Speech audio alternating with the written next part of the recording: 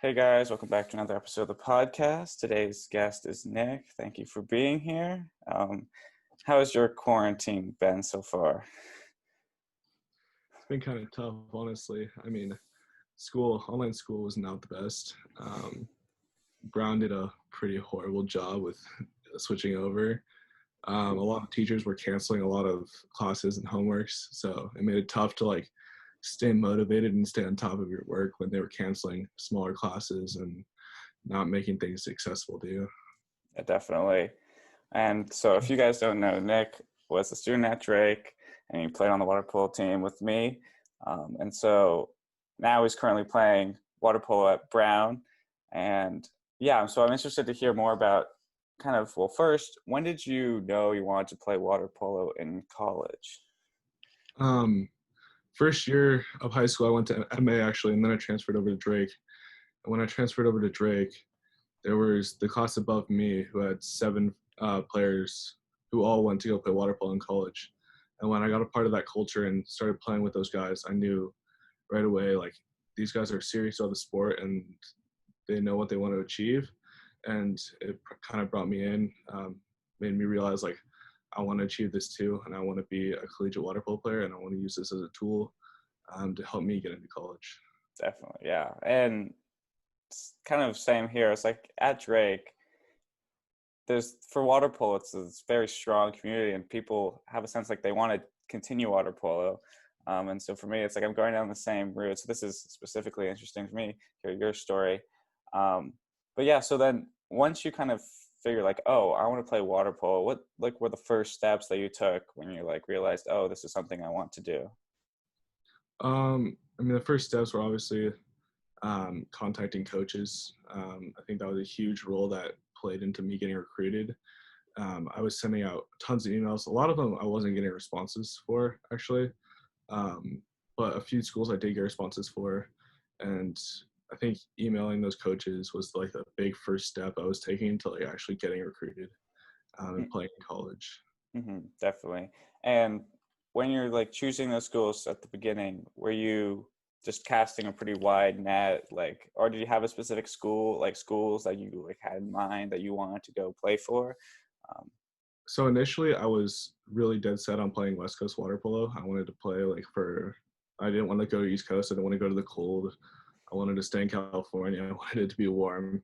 But a lot of the schools I came to realize were all water polo all the time, and they weren't really invested in the academics as much. And that's when I switched. Ended up wanting to go East Coast and Mm-hmm. play for a school that really valued their academics as well as having a decent or okay water polo team. So then I narrowed my decision down to pretty much Harvard, Brown, and Princeton, and then a few other schools like the Naval Academy and Johns Hopkins as well. Mm-hmm. And for a timeline, kind of when was this happening in your years of playing This was at Drake? happening my junior year. I think after water polo season, my junior year, so starting club. So second semester, junior year is when I started really contacting coaches and getting quite a few responses from schools that I was starting to want to go do, like Brown. Mm-hmm, definitely. And I know personally, it's kind of for me, what I've experienced during similar processes, freshman and sophomore year. Well, freshman that was kind of a far off thing. And I was like, okay, I just want to be used to the team and get used to playing water polo in high school. And sophomore is kind of getting more of your legs and being a part of the team more. And then once you do hit junior year, it's like, okay, this is something I start after focusing on, coaches, I need to start reaching out to coaches and stuff like that. So yeah, it is this mounting pressure. And so I was at the second end of your junior year. Is that kind of when you first and you thought, okay, what were you reaching out to East Coast schools at the beginning as well, or Yeah, was it? I really spread my limbs far. I was reaching out to everyone and getting responses from a lot of people, but the people who were really responding back were East Coast schools. And obviously those bigger schools, they're like Swanee, I guess, our coach has a lot of pull for schools like UCLA and knows a lot of the coaches in the community. But the places where I thought I would be able to play and actually get play time and be a good fit for was more of those East Coast schools, and those were the schools that were actually responding to me and getting back to me, Hmm. and showing interest in having me come to the school and be a player. Definitely. And yeah, personally, when it comes to making that decision, it's like I want to have a good academic experience, which sounds like it's something that you realize that you want to do too. And for people that don't know, it's like the big schools on the West Coast, they require a lot of your time to be focused on that water polo aspect. And I'm not saying that there aren't schools that well, there are schools that do allow you to do that, um, or but it's a completely different kind of culture and between East Coast and West Coast water polo. And like even when it comes to my decision, like what do I want to do? Like looking at East Coast schools, it's like it gives you the best of both worlds, especially for schools like Brown, which they're competitive water polo schools, but you also get to have an education. They don't expect you to be there the whole entire year, every single day of the week. Um, and so yeah, so when you're going down this path, you come maybe you start realizing that you do want to play maybe East Coast water polo. Along the way, are you working with anyone that's helping you with like crafting emails or like reaching out to schools? I was having my parents help me a lot with crafting emails and stuff like that. I also did have a college counselor outside of school, outside of Drake, who was helping me with emails and helping me with. He did a lot of my help me with my essays, college essays, and Common App essays. Mm-hmm. Um, that was a big help. But most of the stuff I was doing was me reaching out with either like writing emails and having my mom or my dad proofread them Mm-hmm. and make sure they sounded legit. Yeah, for sure. And like so you having sending out these emails, how did you like kind of know like this is something I need to do? Did you get that? Was that something from your parents, from that college counselor, or is it from like Swanee or other players? Like how did you kind of know what to do when you wanted to go down that route? I think Swanee played a big role in that. He was like, email the coaches, get like make sure they know who you are, present yourself to them, and then also friends on the team. Like I looked at the class above me; they were a huge help in making me understand what I needed to do in order to get to the level that they were, because obviously they had all done what I hoped to do, and so following in their footsteps made it a lot easier to ask them what I need to be doing and when I needed to be doing it. Mm-hmm. Yeah, definitely. And the water polo community is kind of unique because if you're trying to get recruited for, let's say, football, the whole recruiting process for football is, from what I understand, is a lot different than water polo. Like coaches are more reaching out to you, and it's this whole because it's such a big environment. So it's not. But for water polo, it's kind of everyone kind of knows someone to some extent, or at least knows someone that will know someone. And when it comes to recruiting, it's like the players also initiate a lot. And so when it comes to the recruiting process, having people that like know what they're doing definitely helps a lot and gives you an upper hand because there aren't that many people. And so if there's a certain number of schools and knowing that you need to reach out or whatever, it really does help. And it seems like kind of that's you got to benefit from those senior the class above you who did they all went to amazing water polo schools. And so yeah, so it sounds end of your junior year going into club season, that's when you kind of put like the pedal to the metal when it came to recruiting. So how then from there, how did that process when you okay, maybe I want to focus on East Coast schools, kind of where did it go from there?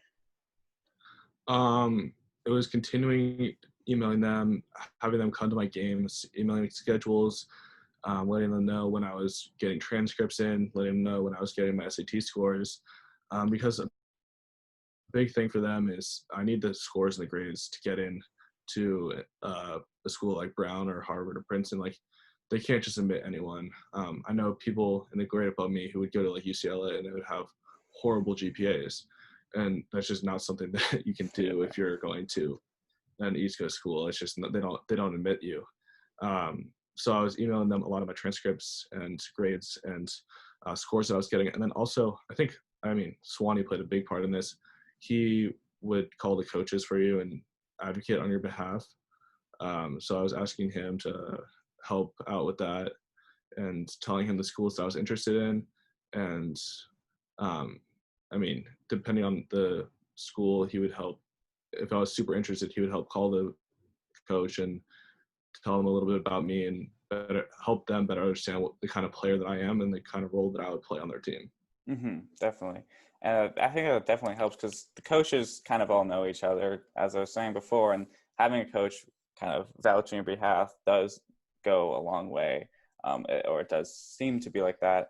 And so yeah, like so then in that going to summer, it's that kind of when did you start like kind of narrowing it down? Like how when did you start narrowing that net? So you went from maybe West Coast to the East Coast, then how did that net get smaller when it came to just the East Coast schools?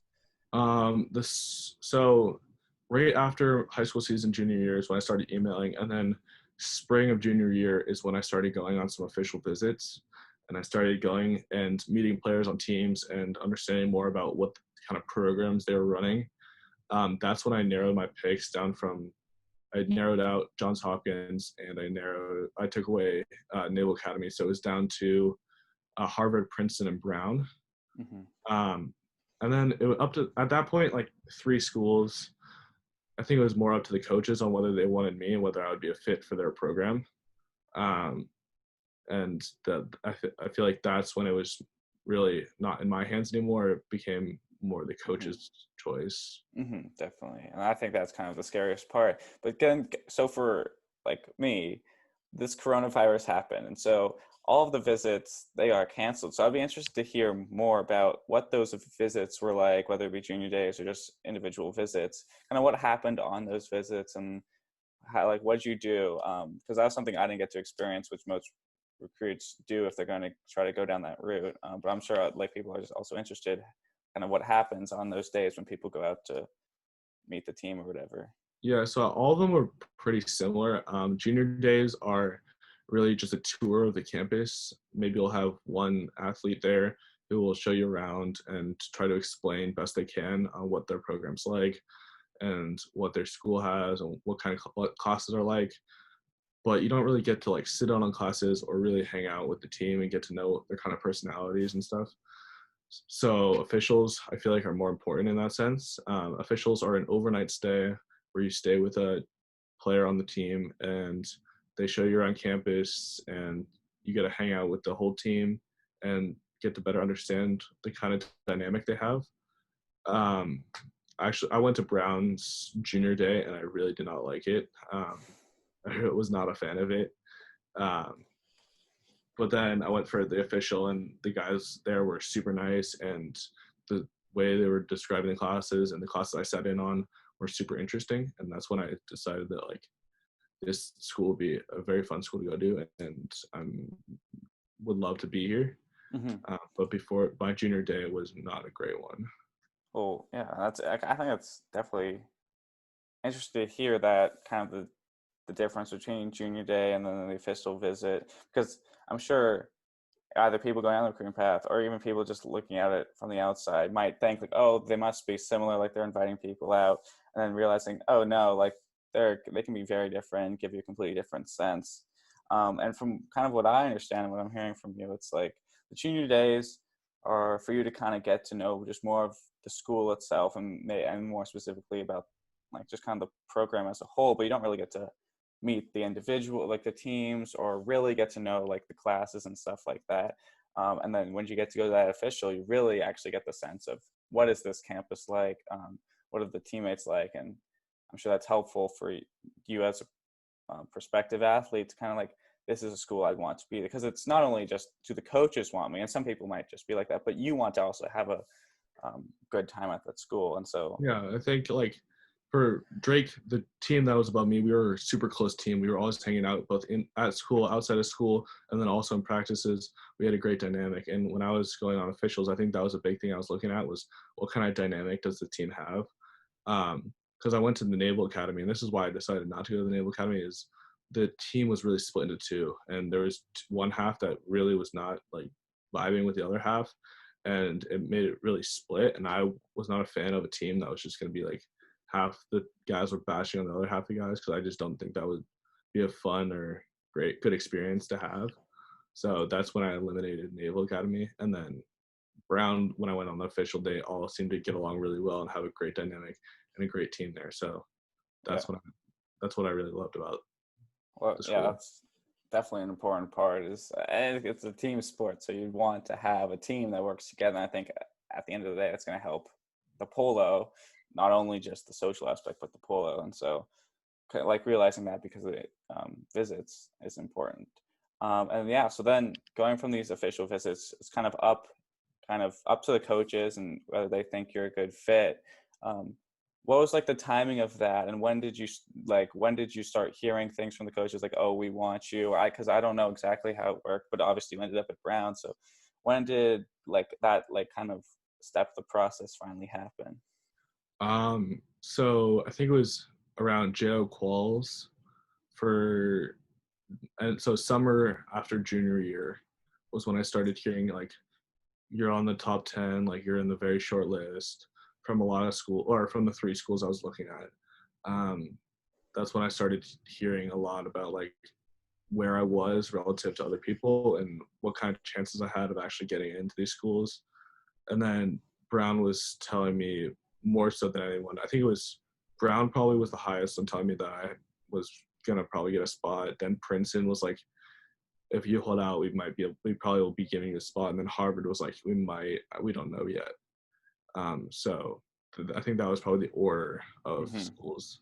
And at that point, did you have a specific, like, do you have a ranking in your mind? And obviously, even if you ended up at Brown, that might be at the top then, but it seems like you're content with there being now, but it's like hard to know. So was there a different order or the school that you're specifically hoping for at that point?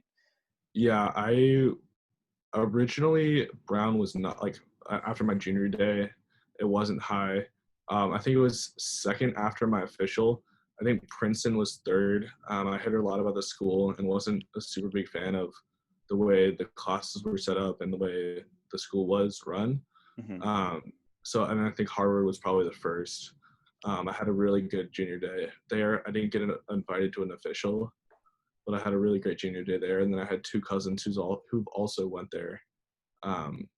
So that was probably first initially, and then Brown, and then Princeton. Mm-hmm. Interesting. And I kind of think it's kind of important to note that fortunately or unfortunately, you didn't end up at Harvard, but you ended up at Brown. You got to play polo, and it seems like you're having a great time there. And so if people in the recruiting process, even if they don't end up at what they think would be their first choice at a certain point, it's not going to be like, oh, I end up at this other place. You can still have just an amazing time, if not even more than you think you could have.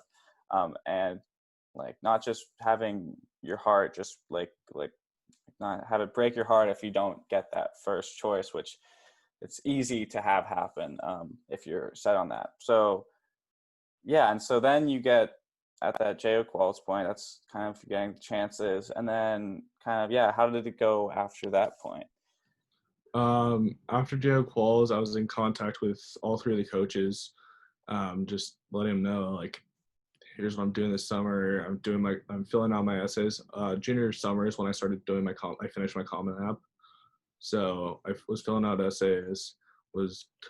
Coaches were calling me a decent amount. I was getting calls from all 3 of the coaches. And then JOs is when the last day of JOs is when Felix, the Brown coach, came up to me and told me, you have a spot on our roster if you want it. Which I didn't initially commit to him. I said I would like to talk this over with my parents, but like, thank you so much for the offer. And after thinking about it for a while, I was like, Brown's a great school and Harvard's kind of just stringing me along. And Mm-hmm. so that's when I was like, all right, I want to go to Brown. Yeah, wow. And that happened at the tournament. Yeah, the last day of JOs. Well, they're not allowed to talk to you during the tournament. So when JOs is going on, those 4 days are not allowed to talk to you. But the last day, after our last game, Felix came up to me and was like, we have a spot for you on our roster. Wow, And yeah. he was very cool about it. He said, you don't have to decide right now, but I just want to let you know, like, you have a spot whenever you want it. Just let me know, and you can come here. Well, that's definitely exciting. I feel like I almost like remember that, like looking at least you talking to Felix because I think I was on that team if I'm not Yeah. mistaken, and so seeing you go talk to him and everyone's like, oh, what's going on, and then you actually that's the moment in which, oh, you got offered a spot. And so how long did you mull over that decision? Because it's a big decision, and you hadn't heard, or it wasn't like you got turned away from those schools yet, right? No, I hadn't gotten turned away, but I had the feeling like Harvard was kind of just stringing me along and not really. They were kind of just playing a game with me and not Mm-hmm. really actually admit me. I think it was a couple weeks after I was just like, I mean, I don't want to keep playing this game with Harvard. Yeah. Uh, and I was happy with Brown. Like was a great fit for. It seemed like a good fit for me. Like I said before, I really enjoyed the official visit I went on. Enjoyed talking to the coaches. JJ and Felix were both super great coaches. I felt like I was going to be in good hands with them for the next 4 years. So I think a couple weeks after, I was like, all right, Brown it is. Mm-hmm. I'm going to go. Yeah, well, that's definitely an exciting and kind of big step in the process. And it's probably also hard, like letting go, like, okay, this is of Harvard or whatever. Like, okay, no, I'm going to do this, even if you end up having a good time at Brown. But yeah, and yeah, it's like in the college recruiting process, the coaches, it's like two-way thing.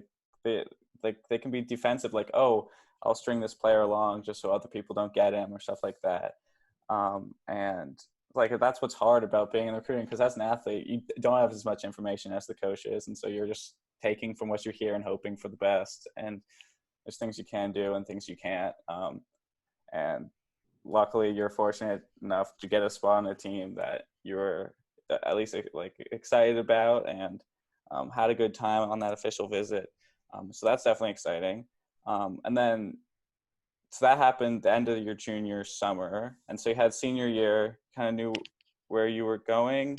How did that kind of affect your senior year? If you kind of knew, like, what did you need to do to like make the final steps? Like, oh, I need to get into Brown. Nothing. That summer before JOs, I'd completed the Common App, and I'd already gotten the SAT scores my junior year early that I needed to get into any school I wanted. So I was fine with the SAT. I was done with the Common App, so all I needed to do was graduate. And for Drake, I'd already completed all of the requirements for the school, pretty much. So I ended up taking. I kind of didn't do it legit. I told him I was taking a class outside of school that I never actually took. So I had four free periods. Jeez. So I only had 3 classes, I think. So I was going home at like 11:40 every day and not really doing anything. My parents were Yeah. not happy about that, but it's fine. Well, I mean, yeah. So senior year, I pretty much just took off. I didn't really do anything. Mm-hmm. And like in that summer of your juniors, like they asked to see your like test scores and stuff, and tell like, okay, this is what you need to get, or you're good here. Is that kind of how it worked? Yeah. Um, I mean, they know the kind of player you are, and obviously, depending on the kind of player you are, they can have a little bit of wiggle room. I mean, it's not like there's a dead set line where you have to meet, but I shared my scores. They knew who I was. They knew what I could do, and they gave me a line. I think it was 1350 was the line I had to get, and I got that on my B4, so I was fine there. Um, mhm. and so after that, I was set. I was good. Well, that's definitely makes for a nice and chill senior year, I Yeah. imagine, and something that everyone wishes they could have. So yeah, and then you finish out your senior year, play senior season. Um, we did all right, and then going in, you continue to play, and then the next year, so you end up going to play in college water polo. How was like they asked you to come out before a little bit before, I'm assuming, to like do some training. How was like that like first experience being there to actually like play water polo at a collegiate level with guys you probably somewhat knew but aren't like super close with? Yeah. So our team now that I'm there is a super close team. Like we do a bunch of trips together outside of water polo, just to hang out together. So before we have a tradition on Brown water polo, before we go to play or before we go to our training trip, which is 2 weeks before school starts, we have a week where we all get together and meet up and introduce each other and try and get to know the kind of people we are. And it's like a 3-day trip or 4-day trip where we get to know the players, get to know the incoming freshmen, which is a great time. And then we go to a training trip, and I mean, obviously 3 days, 4 days, you don't really know the kind of guys you're playing with, but I mean, you start to realize after a while, like, they're just water polo players. Like, you played in high school, you played against people who've gone to play D1 at some of the big top 4 schools. They're not any better or much better than any of those guys you've ever played against. So Mm-hmm. you compete with them, and you just try your hardest to be one of the better guys on the team and get some play time and get a spot. Definitely. And when it comes to the team itself, are you competing for like the travel team spots? Is that how it works? Like the guy on the rosters, then you have to make the travel team. And you Yeah, start. so we have, I think it was 3 or 4 people who didn't travel, um, but they were walk-ons.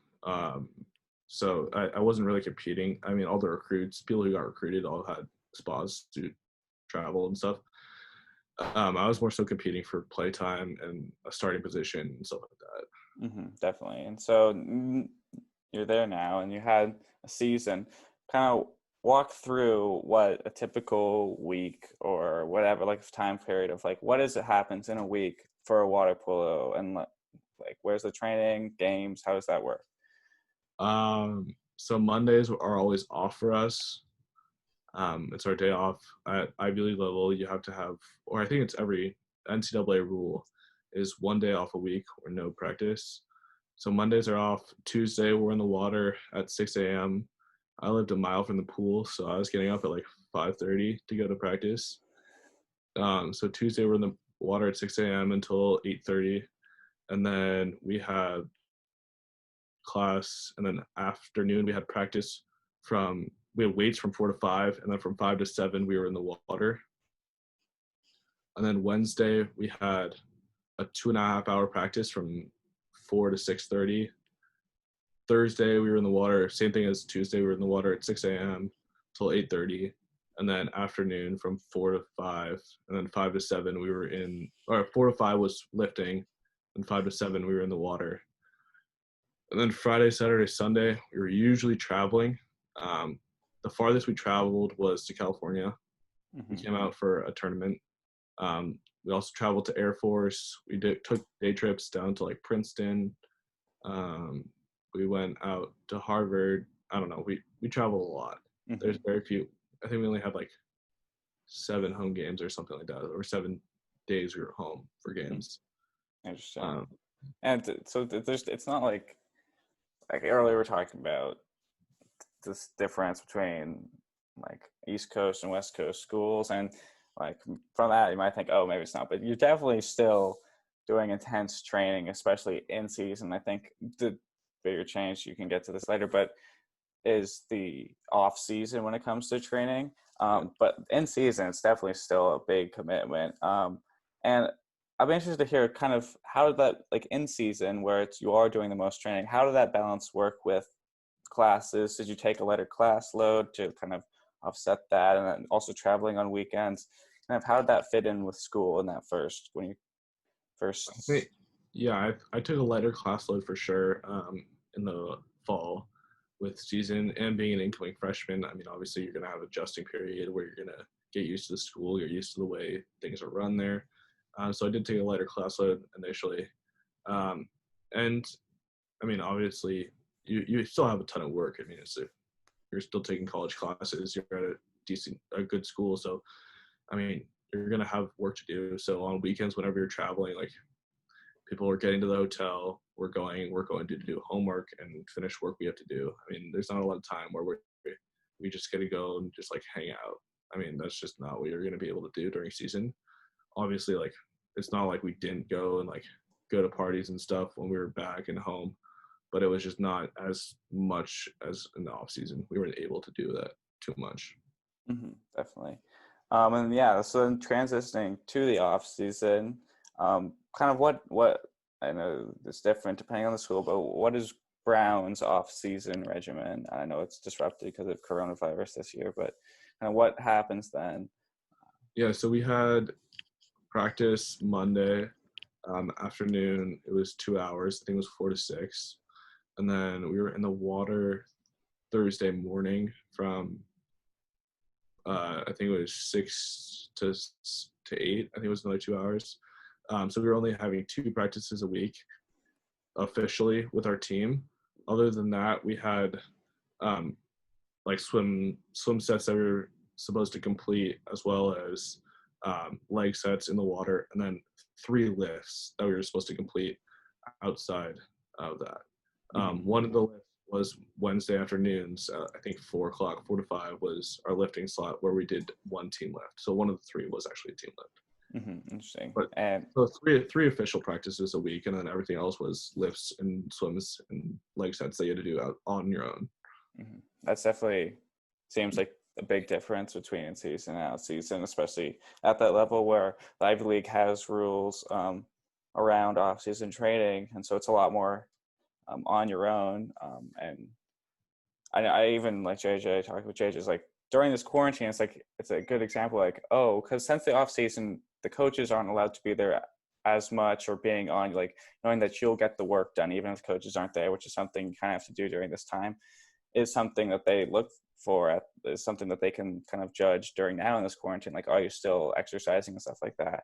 And so you see that in the off season at those Ivy Leagues. And so yeah, it's definitely a unique and interesting life to be out of college and be playing sports and having that balance, and also getting a chance to, like, at those schools you don't have your whole entire life consumed, which seems like something you're interested in. And before I kind of want to move on to just kind of talking about Brown in general, but before we move on, for people like in the recruiting process, if we just have to talk about the recruiting process, is there any advice you would give anyone, or words of wisdom that you'd say if people want to go down this route of being recruited? I just honestly stay on top of the coaches, email them whenever you have something new in your life that seems like something they would use to recruit you. Like if you get a transcript, you get an SAT score, you finished your Common App, anything like that. Just stay on top of them, tell them your grades, tell them what's happening. Whenever you're going out to a tournament, whenever you have games, you never know when they're going to be in the area, when they're going to be coming out to games to watch you play. Just let them know and have them come out, watch you as much as possible, and send them footage of you playing. Just get as many touching points as possible with them, and I think that'll increase your chances at being recognized and being seen as a player. I think also another big thing is, if you can, going out to their camps. I think JJ has told me this before, like, I don't think we would have recruited you unless you came out to our camp. I went out to the Brown Water Polo camp with Beef sophomore year going into junior year this summer. And I mean, I was young then, but they still saw me and knew how I was. And I feel like that was a great touching point for them to see the kind of player I was initially, even though I was still young and still developing as a player, but like get to see like what kind of player I could be later on. Well, that's definitely good advice. I think people going down the route definitely take that, and giving coaches information is very important. And then one other question regarding water polo is, speaking to collegiate level water polo, is there any like thing that you didn't expect when you came to play at a collegiate level, or something, just any unique aspect that you kind of weren't expecting, either positive or negative, at that collegiate level playing a sport, or specifically water polo? I mean, I think a great advice, one of the seniors, the first game I was starting, actually, I got a starting job right away, which was amazing. I was very happy about that. But first game I hopped in, I was pretty nervous, obviously. It's our first game I ever played at the collegiate level, first game I ever played for Brown. And he's like, get ready, it's a lot faster pace than high school. And he wasn't kidding. Like, everything turns over and everyone's moving a lot quicker than ever in high school. And I mean, obviously these people were all recruited. It wasn't like you were playing with some little freshman on some little private school team. Like, you were playing with people who were all know the sport and know what they're doing, which made it a lot more fun. First of all, because you had teammates who knew where they were supposed to be and knew when you were going to be in the right spot, when to get you the ball. But also, like, things were just moving a lot faster because of that. And the ball turns over and everyone's going, and you have to be quick. And you have to recognize when things are going to happen, because it's not as slow as high school was. Hmm. Very interesting, and yes, congratulations again for getting into a school like that and getting to play water polo. That's definitely a large accomplishment. And yeah, I think for this last little bit, I kind of just pivot towards just being in an Ivy League, specifically Brown, kind of talking about what's the vibe like at Brown, and obviously that isn't representative of Ivy Leagues, but at Brown, like kind of it's a very elite school. What's the vibe outside of polo? I'm sure the polo people are a big part of your life, but just kind of generally, what's it like to be at a school on the East Coast that's elite Ivy League school? Um, I mean, first of all, I love it. I think there is a big divergent or big difference between people who play athletes and people who don't play athletes at a school like this. I mean, Brown is obviously a very liberal school, and there's a lot of people who are very into their liberal arts and doing their own thing, which is not something I personally enjoy. But I think for Brown specifically, there's a lot of people like the athletes always hang out with the other athletes. It's like that's who I hang out with most of the time. Not necessarily water polo players. Like a lot of my friends are either on the hockey team or on the football team or other sports teams. Is people who I really hang out with. But for the most part, like we don't really hang out with other non-athletes of the school because they have very opposite interests compared to a lot of the athletes. And what did you say kind of if they're like these opposite interests or whatever? Obviously, you guys are focused on your sport. What are some of those differences between non-student athletes and student athletes at a school like this? I think it's just based like the way non-athletes see athletes at Brown. Um, I mean, Brown in general is not a huge fan of like the administration's not a huge fan of their sports programs. I think 3 days ago it was that they just cut 11 varsity programs and made them club. They're cutting down a lot of their varsity sports, and I think that plays a big role in making a culture of non-athlete students who are really not a fan of the athletes. Hmm. They kind of are like, you guys got in here because you're an athlete. And yeah, I mean, I got into Brown because I was an athlete, but it's all not like I didn't work to get there. Like obviously, I wasn't spending the time studying. I mean, I was, but I wasn't spending as much time as they were probably studying and getting the grades. Um, but I was spending time doing something else, and that something else did help me get into the school. And I was working hard, and probably I was spending probably more hours than they were studying doing my thing. Mm-hmm. And I mean, yeah, they like to make it seem like it was secondhand and not really a legit way getting in, but that's their viewpoint, and I have a different Yeah, one. that's kind of interesting to hear because I mean it's kind of strange in a sense because I feel like at those schools, yes, they are education based, but it's like those schools are also looking for people that are the best in the country at what they do. And like as an athlete, you're one of the best water polo players in the country. And so it's like, I think kind of when you see non-student athletes, it's hard for them to respect kind of what's going on. Being an athlete and how much work that goes into doing that. And so that's kind of just interesting to hear that dynamic. And do you feel like that dynamic, like how does that kind of impact your life? Obviously, you're spending more time with athletes, um, but like are there specific things like in classes, or do you like how does that impact your life at school? I don't think. I mean, obviously, I do have friends that are non-athletes. Like a significant amount of friends are non-athletes. It's not like a huge. I mean, a huge divide between people.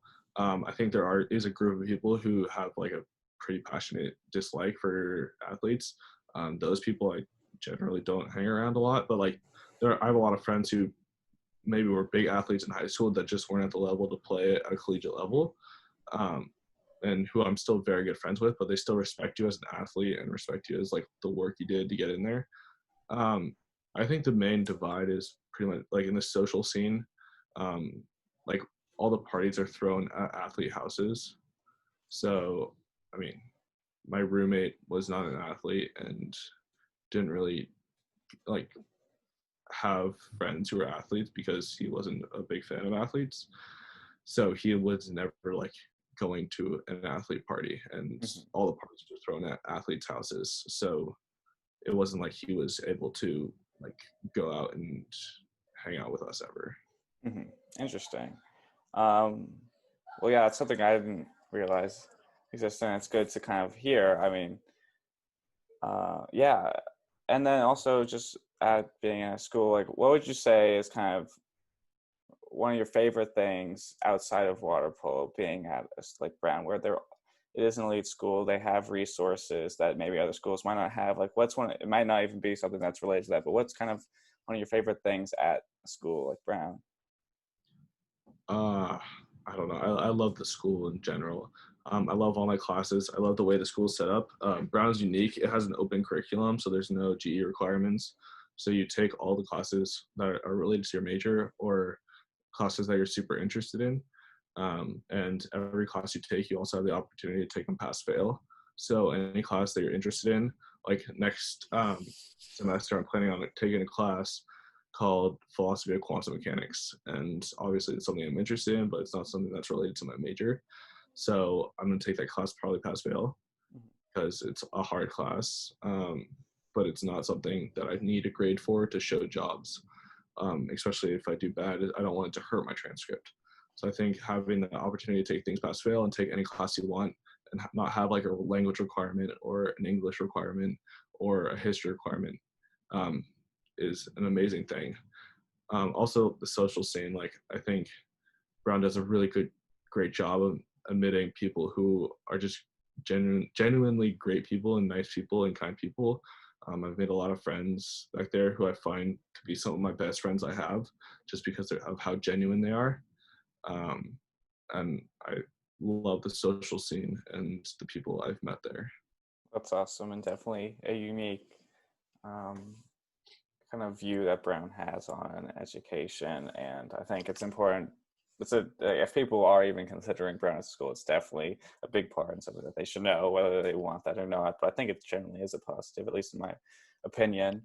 And then yeah, also on the kind of the flip side, is there something at Brown that you're not as like a fan of? Because I'm sure there's certain parts and it doesn't change the overall experience, but I'm interested to hear because not many people talk about kind of the negatives. But if there are any negatives, I'd be interested to hear kind of one of the, that sticks out to you, maybe, or anything if there is one. Um, I the only negative I would say is like Brown is very secluded in its own little place. Like there's no big city. Like there is, it's in Providence, but it's not a big city. So you'd never really go off campus.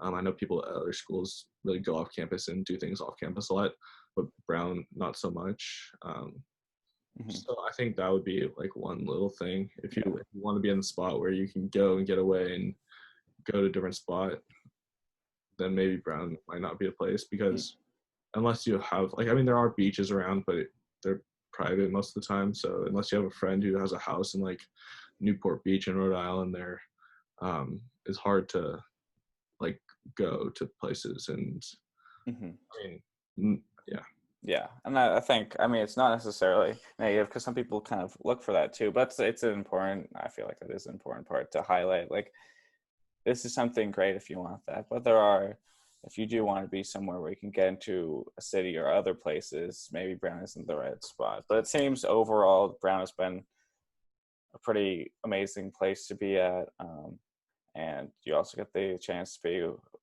on the water polo team, which it seems like you've also had a pretty great time, which is awesome to hear.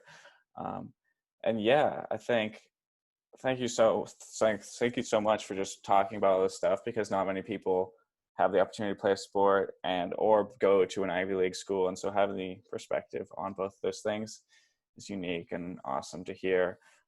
And yeah, I hope the rest of your quarantine, forever how long this lasts, isn't terrible. And yeah, thank you so much. of course. Thank you for having me.